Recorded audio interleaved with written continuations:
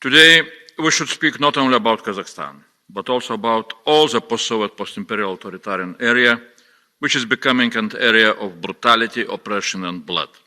We know what a tragedy had happened recently in Kazakhstan, when during the period of peaceful protests, brutal riots were artificially initiated as a pretext to seek the Russian-led military deployment. The outcome of this brutal action against those peaceful protests is very bloody. Several hundred dead, many injured, and nearly 10,000 detained. There is a need of objective international investigation of all the recent tragedies in Kazakhstan, of course. But even now we can make three general conclusions.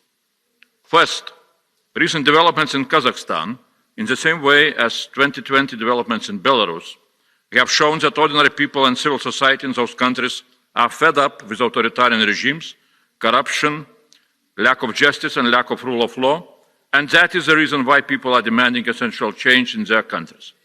Second, Kremlin is becoming geopolitically weaker in the region, and the only way for Kremlin to keep influence on authoritarian regimes in post-Soviet area is to play the role of military gendarme against any democratic developments.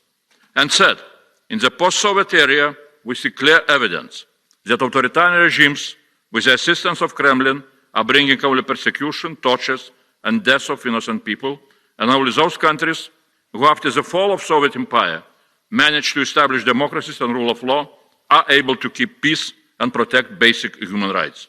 The history repeats itself. Soviets collapsed when militaries were started to be used against peaceful protesters. Now, end of authoritarianism in post-Soviet area is also coming closer and closer.